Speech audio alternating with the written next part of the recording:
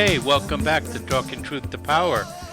This is your host, Brendan Trainer, my co-host, Leland Faegre, and we are Nevada's Freedom Talk Radio. All over northern Nevada. All over northern Nevada and parts of Northern California. Around the world. Around the world on americamatters.us. And we're here to talk about how freedom has fared over the last week since we had our last show. That's a good way of putting it. Yeah. And, it's been another mixed bag. We have the president who got COVID and was admitted to the hospital. And, of course, the media freaked out in all kinds of weird directions, ranging from conspiracy theories that saying he really didn't sign anything, the paper was blank, and to those who were saying that he was dying or in ICU, and others that said he faked it, and so on. But that was Michael Moore, of all people, that said he faked it. Yeah. That was the dumbest thing I've ever heard. And he predicted that Trump would win in the last election. Yeah, he's afraid Trump will win again. Oh, yeah. Yeah, he is. But the worst of it was when he returned from Walter Reed. Yes. And he climbed up a flight and a half of stairs. And he's catching his breath, and they thought, oh, yes. He just climbed up a flight and a half of stairs, people. Or he went out on the balcony and took off his mask. And in the same instance, that's the same episode I'm describing. Right. He's walked up a flight and a half of stairs, and they expect him not to try to catch his breath? What world do they live in? Huh? Unbelievable. I know. Well, he's betting a lot on the fact that he will show Americans and save his presidency for those who believe that he is underwater and that Biden is ahead by all these points, like the polls show. And and he's, I believe in the message. I mean, we're not against wearing masks here. I wear a mask at times. But what we're against is mandatory government involvement in telling you have to wear a mask. Right. Yes, in all circumstances. It's right. the mandate, yeah.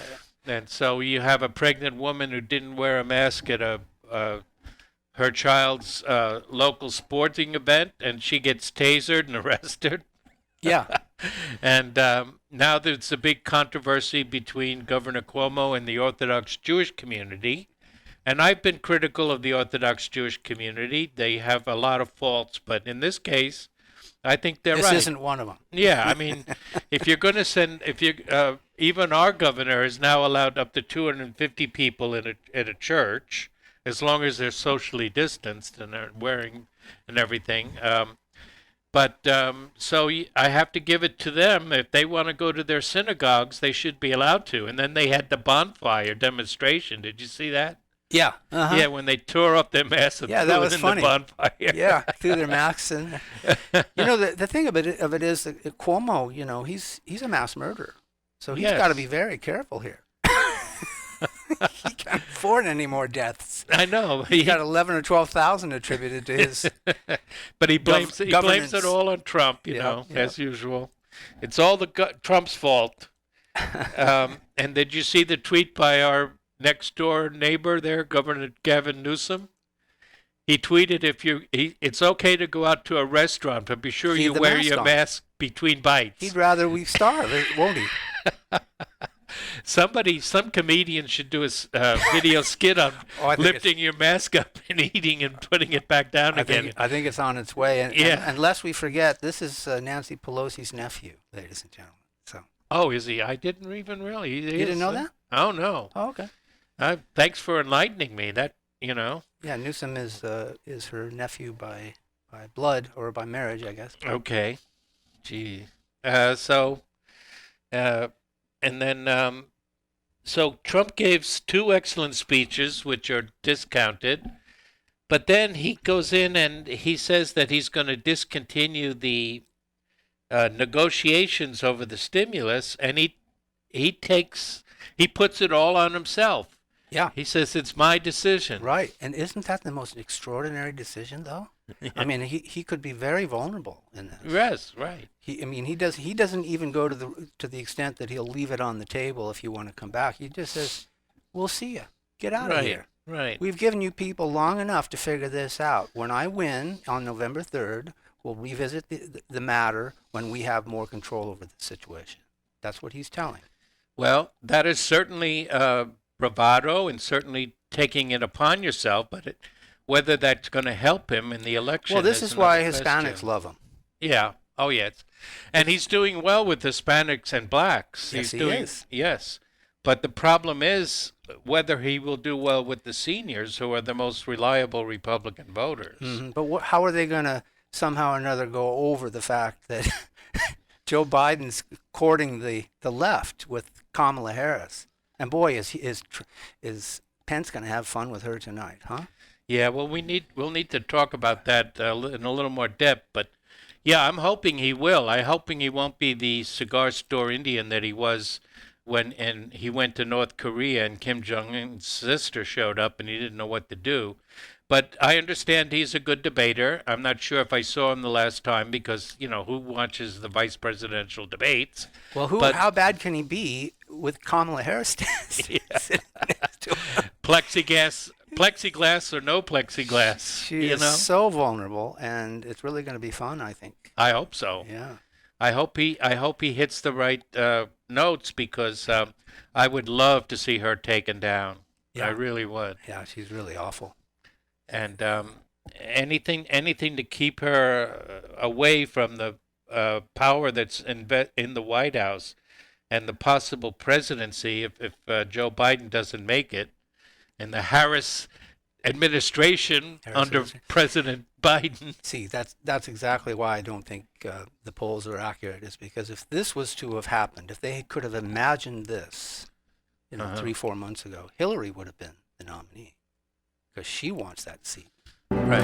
Never mind Kamala. We'll be back.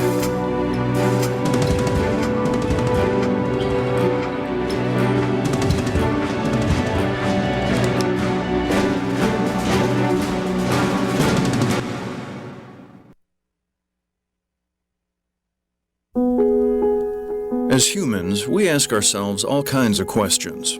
But what if we were forced to ask ourselves a question every day that affected the outcome of the most... This overload. Shannon Molassen here. Join us for the Nevada Radio Roundup, Fridays at 2 p.m. A good news variety show all about the local scene. The Nevada Roundup, Friday at 2.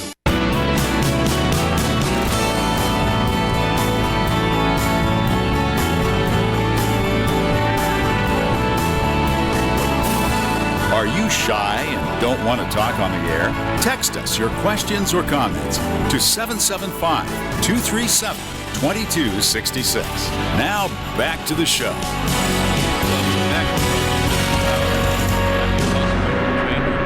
Our co-host, Leland Faegre. We're here to bring you what's new in the freedom movement and the enemies of the freedom movement.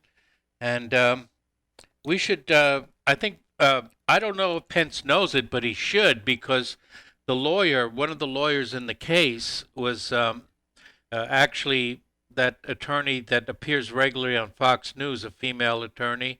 I think she works in the campaign now. But she, Kamala Harris is not liked very much by the Indian American community. They think that she favors Pakistan and the Muslims over Indian and Hindu rights, especially in the Kashmir, which is, disputed and has had some flare-ups recently. And she refused to help a Sikh. Sikh is not Hindu, or Muslim. It's a different religion, although they're sometimes mistaken for Muslims. S-I-E-K. S-I-E-K, Sikhs, yeah. So they Sikh people that believe in that religion, the males are forbidden to shave their beards, although they always look well trimmed, but they're forbidden to actually take their beards off. And so she refused to help a former general in the Indian Army. He was looking for a position in the correctional system in California, and he was told he couldn't have it because of his beard. But the California allows blacks to be hired if they have beards. So Discrimination in her the Indian side is subordinate to her black Afro-Cuban side or Afro-Jamaican side, apparently. So she's not that well liked in the Indian community, and Pence should know that. He might bring that up. Well, she's, they don't even want us to know of that other side of her.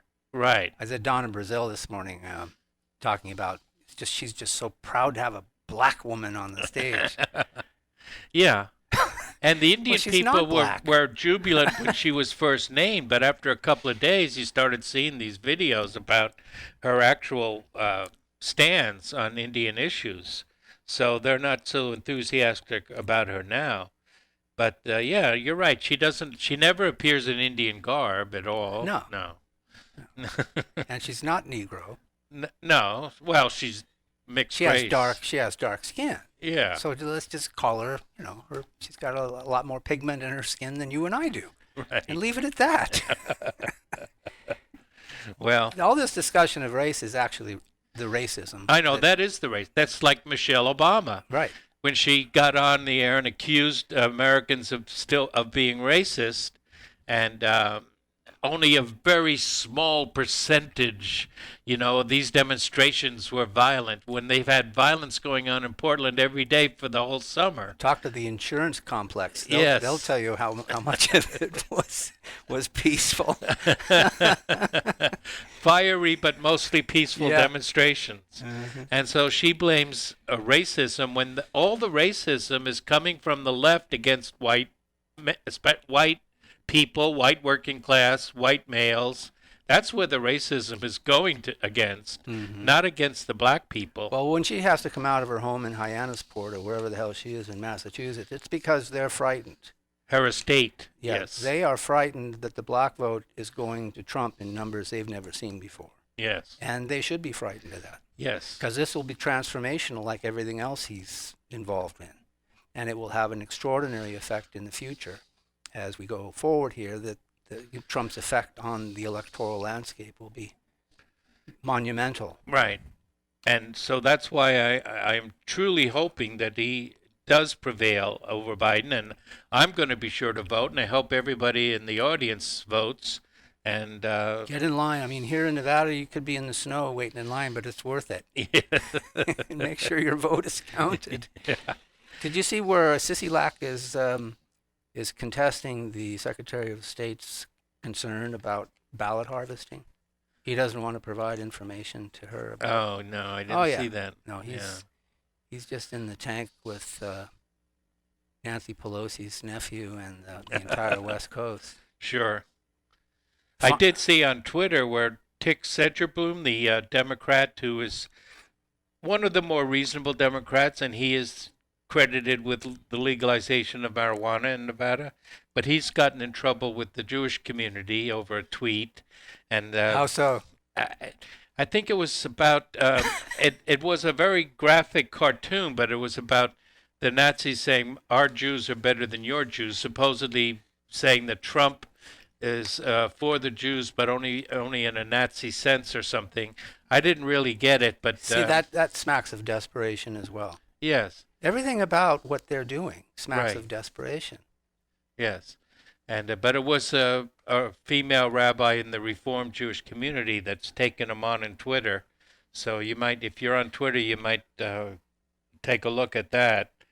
I'm sure he'll apologize if he hasn't already. Maybe we should target him for our segment of Jews in the News. Huh? Yeah.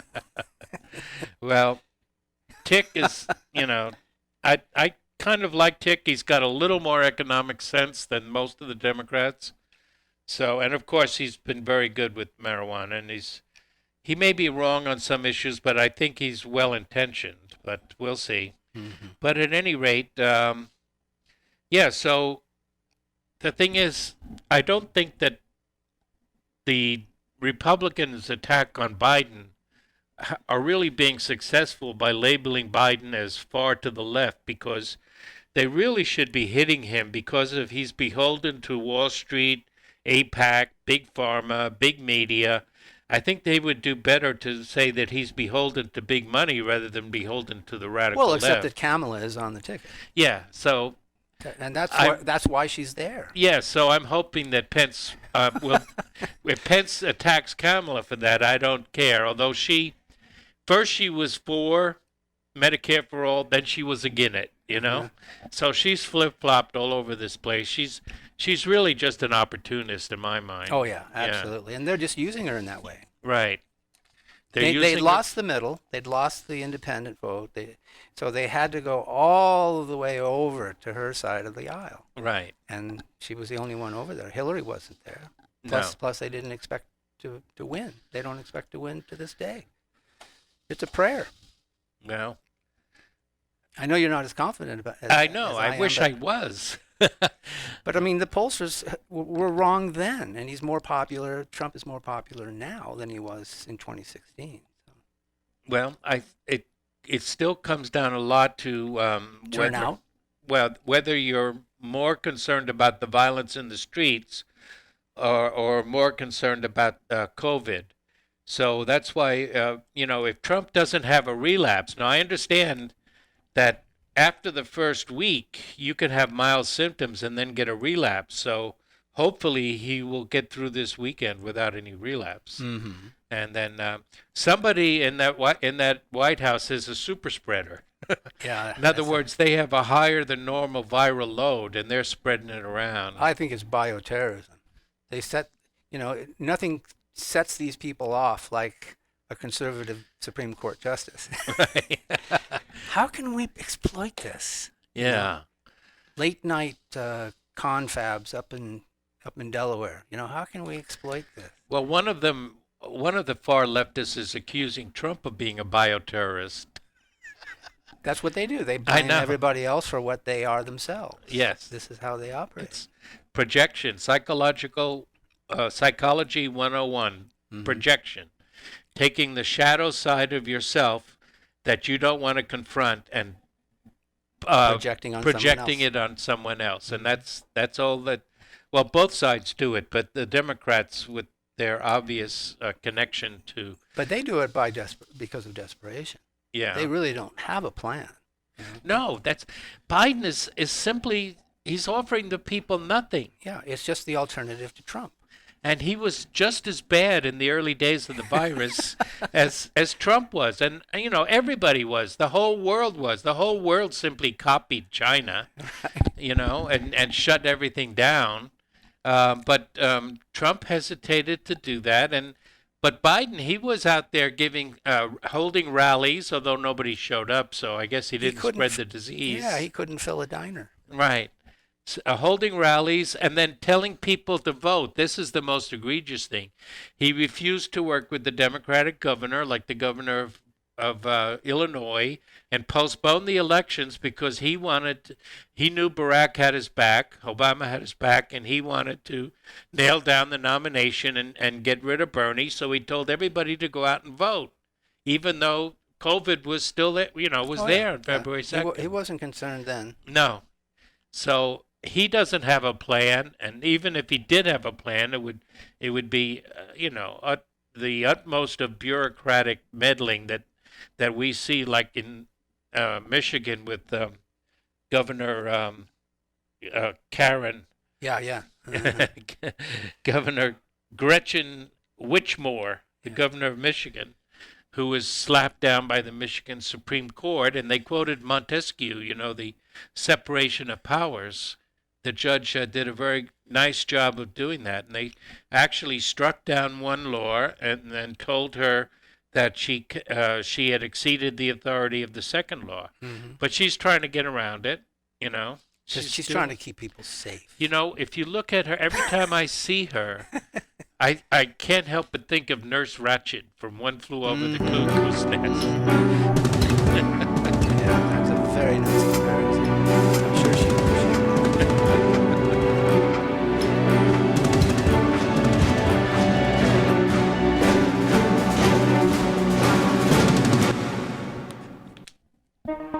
Did you know that stem cells are present in all of us, just waiting for an opportunity to regenerate your organs and other body tissues? Studies show that your own stem cells are released.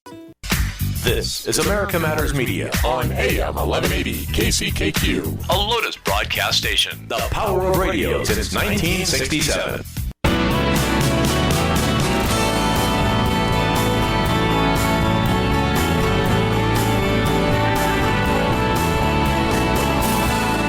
Join the conversation. Call 844-790-TALK.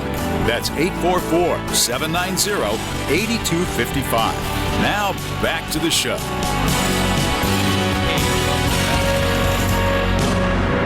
This is your host, Brennan Trainer, my co-host, Leland Faegre. And, there were new revelations regarding the origins of Russiagate.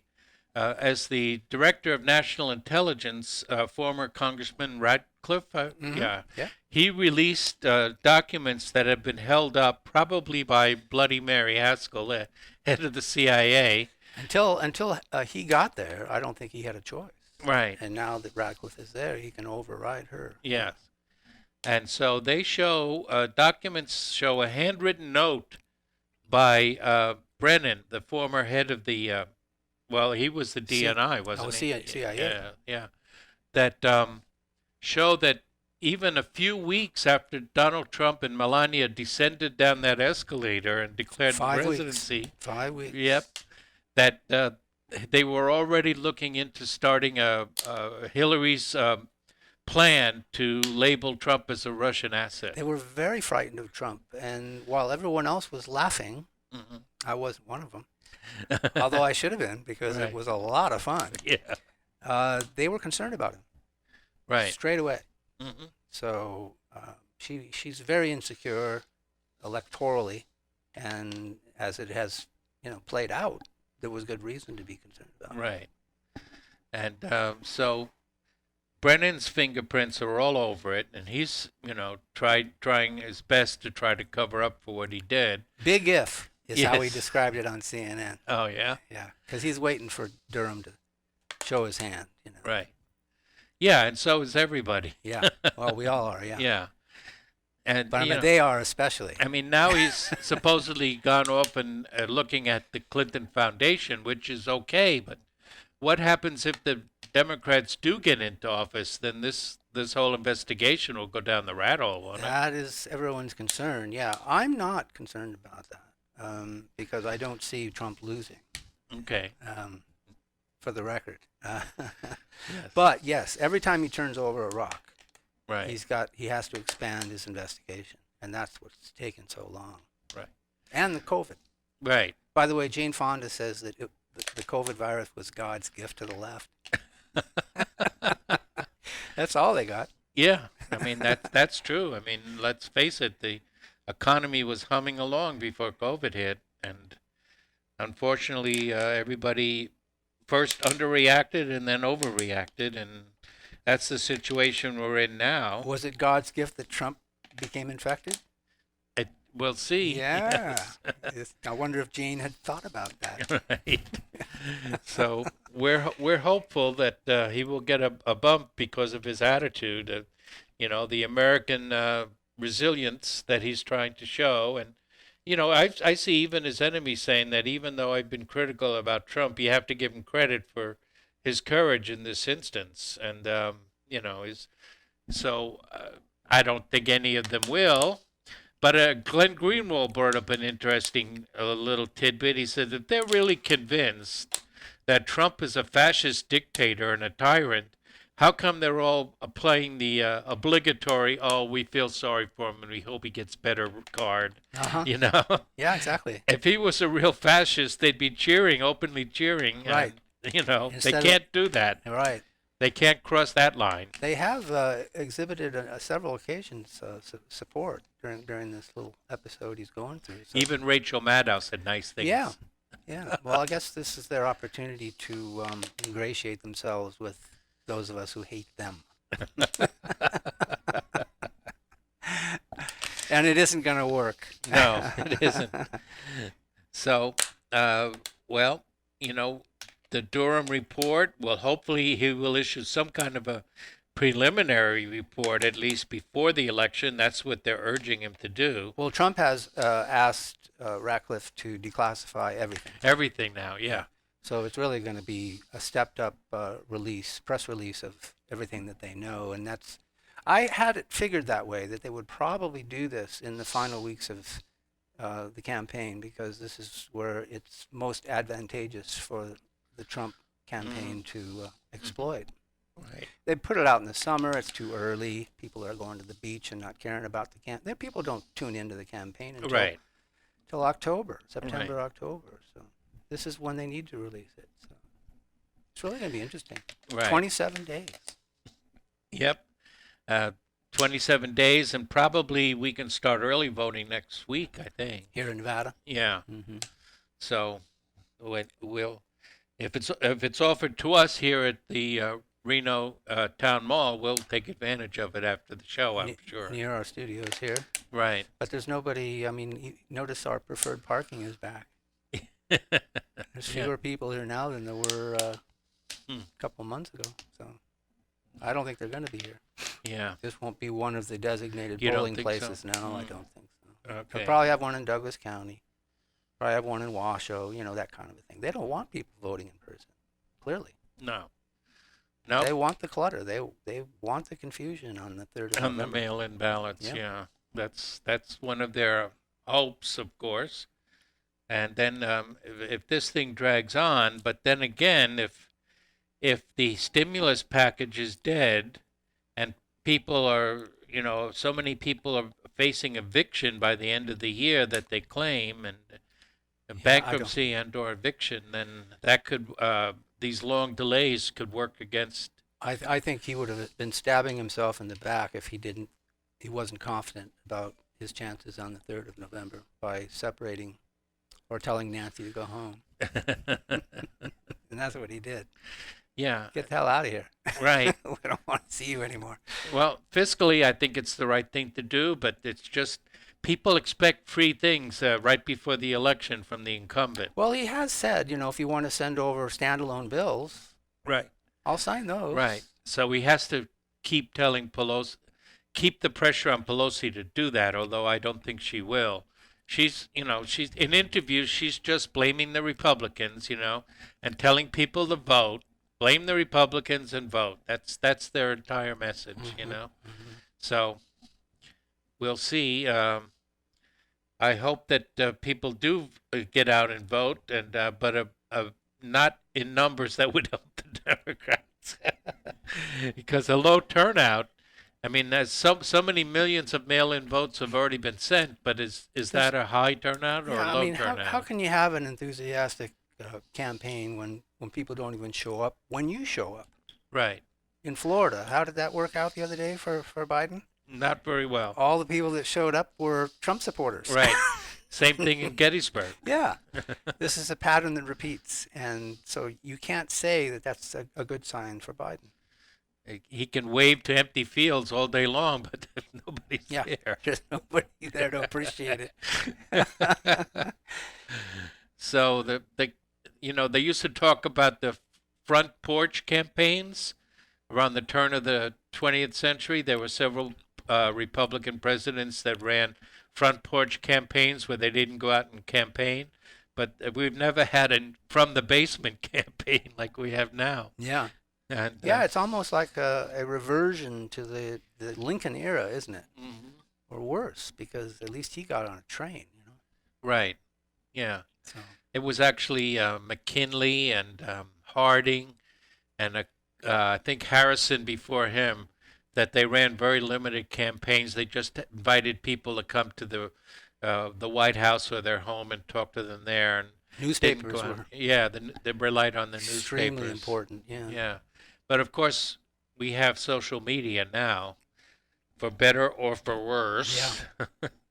And they are, meanwhile, Seattle is still burning. Yep. But, we're not, according to Michelle, we're not supposed to even pay any attention to that. That's right. Because those are peaceful protesters. Yes.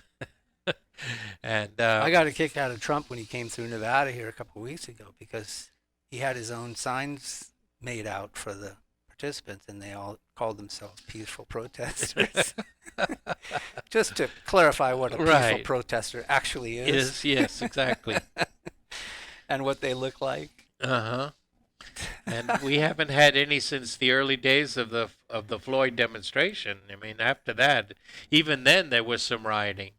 But and then to try and blame it on the right and try and blame it on the Proud Boys. Oh yeah, the Proud Boys are suing Biden for defamation. Are they? Good. Yeah. Because they call them, even though they're a male organization, but they are a multiracial and also gender. In other words, they accept gays. I couldn't think of the proper classification, but there are gays in the Proud Boys. In the Proud Boys? Yeah.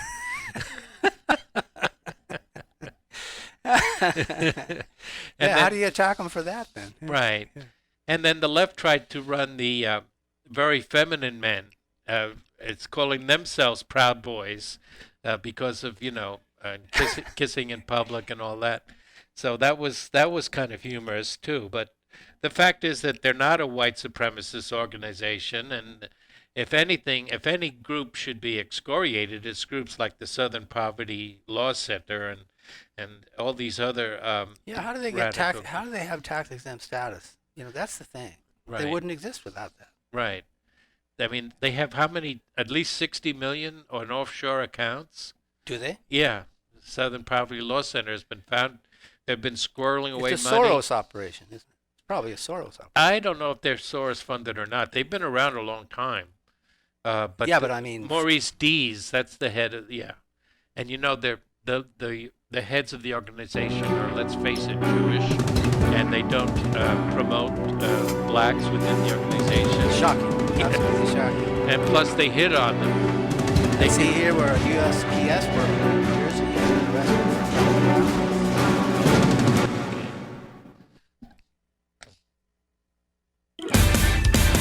Slice their sandwiches every day, made right before your eyes. The port of Subway could be a smoking number 5 or a...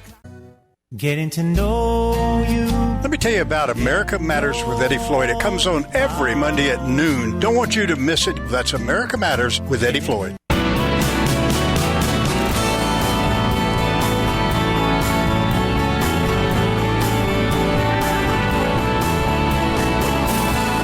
Want to expand your advertising dollar?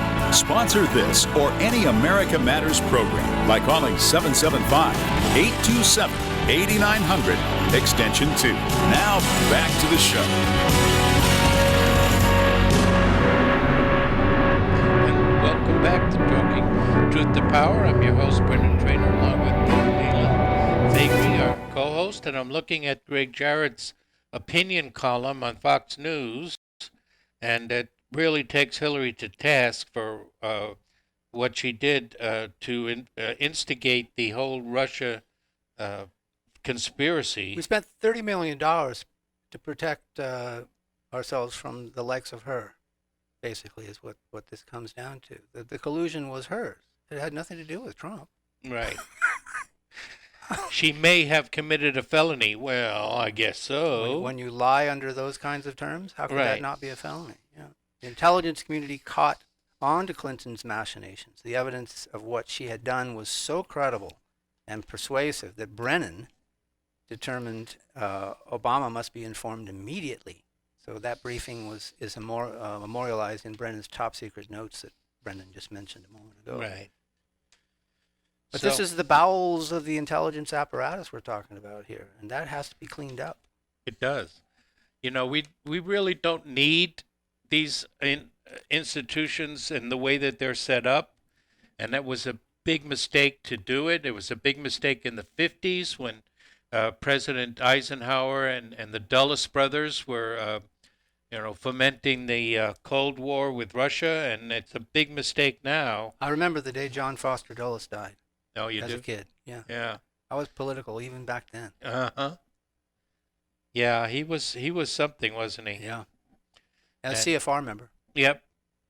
The Dulleses were very ensconced in the deep state. Yes. So, Comey and Clinton and Brennan, will they be brought to just some kind of justice? At least to tell the truth about them. They have to be. Yeah. I mean, we all know what happened there, but there needs to be a price for this kind of mischief at our expense. Right. We paid for all this, and right. That can't happen again. There can't be two tiers of justice in this country. Right. You can't go around impeaching presidents on this kind of conspiracy theories.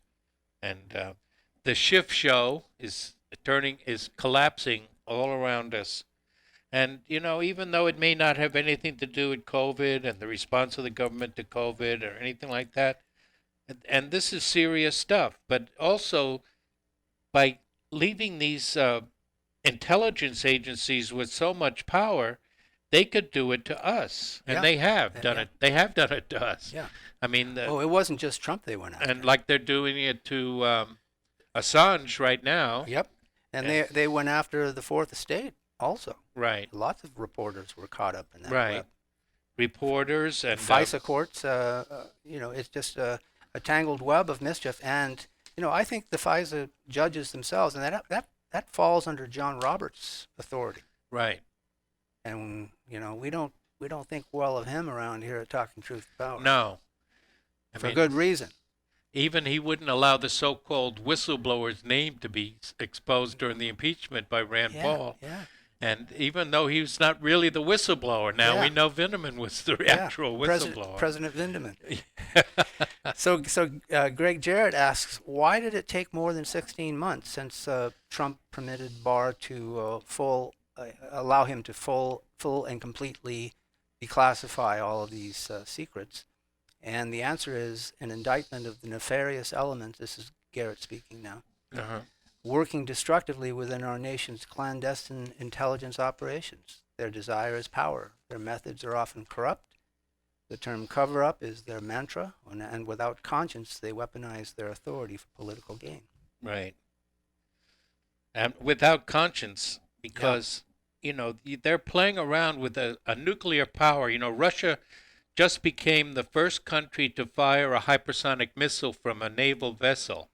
And you can see the YouTube, and boy, that thing looks, it takes a second it launches straight up for a second, and then boom, it's gone. You can't see it. As fast as you can blink, huh? Yeah. And they do that on the equivalent of $200 billion a year military budget, and we have almost $1 trillion budget when you consider all the off-budget expenses and everything. $750 billion anyway. Yeah, and we can't come up with them. And we can't come up with a lot of cheap, but effective weapons. Even going back to the AK-47, and I have an SKS, which is the forerunner of the AK-47. Oh, do you? Yeah. And can I borrow it sometime? Maybe. I'm thinking about tripping it up. You probably ought to rent it out here shortly. Probably on the 4th of November. Yeah. That's when it's going to get ugly. Yeah, I know. I'm cleaning it and I'm taking it down and making sure it's ready. Yeah, and I'm thinking about tripping it out a little too if I can. But the thing is that these weapons are cheap and they're durable and reliable, and that's why Russia sells arms to other countries, because they can undersell us and they're more reliable. The Russian missile defense system, the S series, I think they're working on the S-500 now. The S-400 is state-of-the-art, and the S-300 is also excellent. They can uncloak our stealth planes. They can uncloak them. The F-15, and there's hardly anything more powerful than that. Right, and the thing is that the F-15 is designed to be cloaked, but it's not very maneuverable once it gets going, if it gets going, because it's also unreliable. A lot of times it can't fly, but it basically flies in a straight line, while the Russians have this defense system that actually works, unlike the Patriot missile defense system. It really works. And they have... it's very, very maneuverable jet fighters, the SUs and even the updated MiGs. They're no longer like in the Soviet Union. And under the Soviet Union, they didn't trust their pilots. So the individual pilots were not to be given authority over these planes. So they were basically manned rockets that went straight up and then flew in a straight direction. And that's why in the Arab wars in the late 60s and 70s, we were able to, the Israeli Air Force was able to successfully defeat the Russian-built MiGs very easily because our planes were designed to be maneuverable, and we gave the pilots a lot of individual discretion on how to fly. Now it's absolutely reversed, and our F-15 is not maneuverable, and if it can be uncloaked, it loses all its effectiveness. And so the Russian jet fighters, with their extreme maneuverability, will make mincemeat out of them if it ever comes down, God forbid, to an actual hot war. So, our military-industrial complex is not only overly expensive and draining the ability to spend money, say, for example, on a targeted COVID relief program, because we're spending $1 trillion on the wrong strategies for the 21st century and the wrong technology, and we keep pouring money down these rabbit holes, and we keep enriching these. I applaud Trump for finally speaking about the military-industrial complex, which he has a couple of times, and I wish he would do it some more. Funny enough, the military-industrial complex doesn't compliment Trump. Yeah. Yeah, but we don't need the kind of military we have because we don't need the empire. The empire is draining us. It's not helping us. I think that's a big part of his future plans for addressing our deficit and our debt. I hope so. Yeah, it has to be. Yeah, it has to be. And not to the exclusion of the welfare state, obviously. Right. We've got to start privatizing virtually everything that can be privatized, from education across the board. Right. And then we can be, but the question is, where's the buyer for the educational system? Would you buy that? No. You're an investor. No. Why would you buy that? Well, these schools can be turned into other things, Well, they'd have to be incentivized for sure. There'd have to be something else to go with it, Right. Sell off public schools. I mean, it's the first thing Harry Brown suggested back in 1980. Right. Get rid of those goddamn things. Mm-hmm. They're worthless. Oh, look at the phones light up. We can sell off a lot of these public lands and pay down the debt somewhat, or else use the money in a more productive means. The federal government is not the best overlord over the federal lands. The states would do a better job. Yep. And Nevada passed laws, but the federal government ignores the laws. We really need to reimagine the economy, don't we? Right. We and let's put that in Kamala's ear for tonight's debate. Kamala, if you were in power, would you are you in favor of school choice? Right. Yeah. I think Pence is going to do a great job tonight. I don't think she can touch him. I really don't. And I'm definitely going to be watching it, and I hope our viewers will, and I hope our viewers will go out and vote and put your action where your heart is, and remember, you can vote twice. You can vote by mail. Just make sure it's counted. And if it has to show up for a second. Hey, come on. Nothing illegal about that. Okay.